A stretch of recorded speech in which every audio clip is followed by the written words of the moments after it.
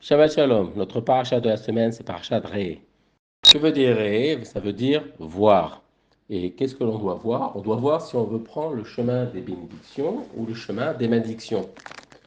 Et les bénédictions, si on prend le chemin des bénédictions, ce qui veut dire se coller au commandement qu'on a reçu de Dieu. Faire les mitzvot, faire les tfilot, faire tout ce que Dieu nous a demandé. Et si on veut prendre le chemin des malédictions, alors ça veut dire qu'on veut se comporter mal et donc on risque d'avoir des problèmes.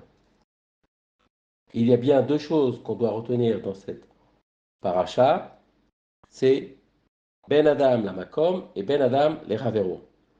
Ça veut dire le devoir que l'on a envers Dieu et le devoir qu'on a envers les personnes. On doit être responsable de nos actions et, la Torah nous met en, en éveil comment elle voit dans le futur l'État israélien qui va se construire.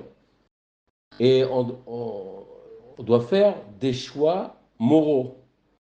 Elle ne veut pas que ça soit un État qui soit basé que au niveau militaire, au niveau politique ou économique, mais il faut qu'il y ait aussi de la moralité et de la spiritualité.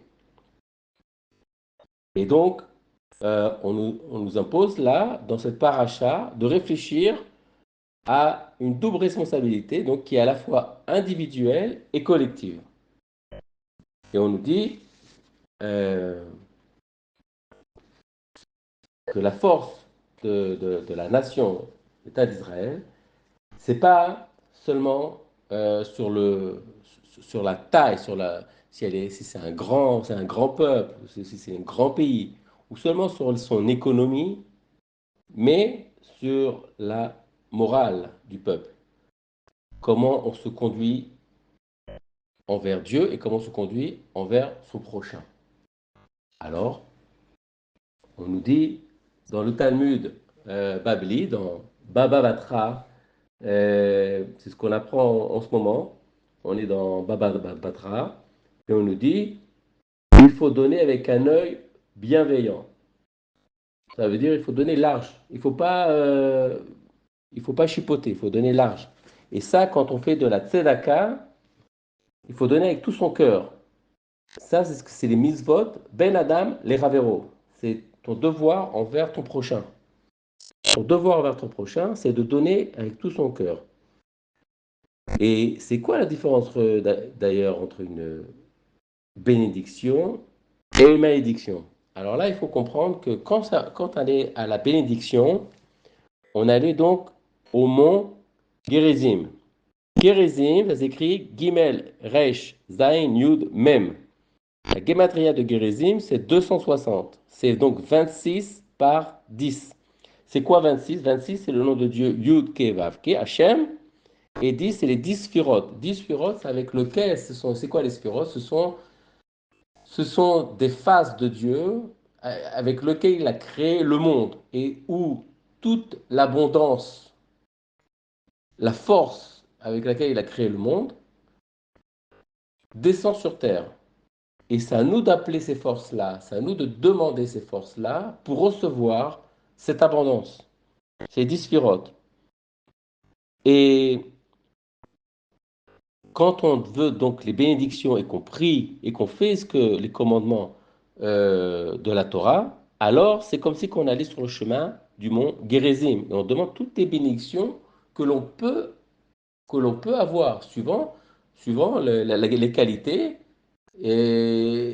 qu'on a, suivant les défauts et qualités qu'on a. Alors à nous de quoi faire, de travailler sur nos défauts, à nous de travailler sur nous-mêmes.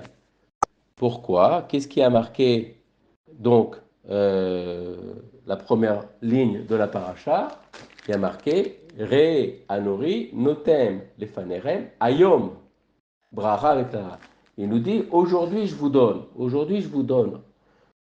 ou le chemin de la bénédiction ou le chemin des klalotes, de la malédiction. aujourd'hui. C'est-à-dire que nous, tous les jours, on doit travailler quoi? Sur notre comportement, sur nos défauts, euh, d'essayer d'améliorer. Si on est quelqu'un de pessimiste, d'être optimiste, si on est quelqu'un qui est toujours en colère, de se calmer, et etc., etc. Il faut travailler sur notre personnalité et donc donner aux pauvres, puisque le degré le plus élevé qu'il y a dans les mises-votes et qui est le mieux, c'est de pouvoir aider le pauvre. Et des fois, si on lui trouve un travail, si on l'aidant avec de l'argent, s'il faut, mais c'est d'aider donc le pauvre. Ensuite, tu as le chemin des malédictions, c'est de monter sur le mont Hebal. Comment ça s'écrit? Ça s'écrit Ain Bet Lamed. Ain Bet Lamed, c'est une gematria de 112. C'est là où donc on avait les malédictions. Et 112, on peut l'écrire donc 86 plus 26. C'est quoi 86? C'est le nom de Dieu, Elohim. Elohim, c'est le din. Ok, donc c'est un jugement là. Et plus 26, c'est aussi, il y a le Resed. C'est le nom de Dieu du Resed, c'est Yud-Ke Vav-Ke aussi. Ah, alors qu'est-ce que ça veut dire? Ça veut dire que des fois on a des malédictions, et les malédictions elles sont difficiles. C'est des épreuves qu'on appelle de ça pour nous. On appelle des épreuves. On a tout d'un coup des choses qui nous arrivent dans la vie et on ne sait pas trop comment les gérer, on ne sait pas quoi faire. Ça nous met mal à l'aise, ça nous remet en question. Il faut réfléchir pourquoi c'est arrivé sur notre tête. Le mot ébal, donc,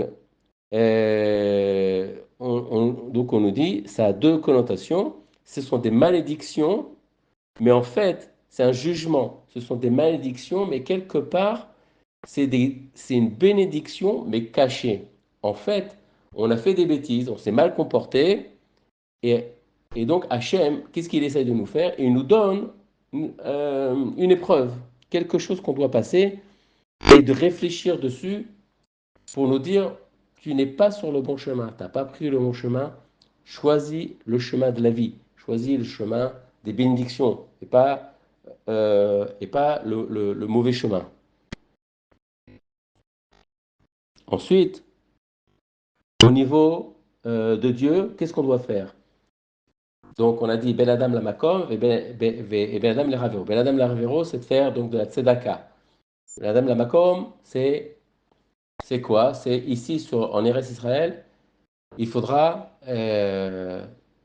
donc on va travailler la terre, on va avoir les premiers fruits ou les, les premières bêtes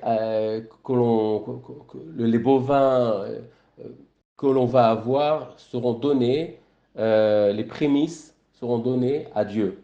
Et 3 fois par an, on va devoir monter à Jérusalem, ça sera à Pessah, Shavuot et Sukkot, où on va donner à Dieu les premiers-nés, donc des animaux, les premiers fruits, tout ça, quand ça arrivera à son temps. Et si des fois on ne veut pas, on ne peut pas monter à Jérusalem, alors on vendra donc ces fruits ou ces animaux, on prendra l'argent et on montera à Jérusalem avec cet argent et on le distribuera aux pauvres ou on achètera des choses à Jérusalem.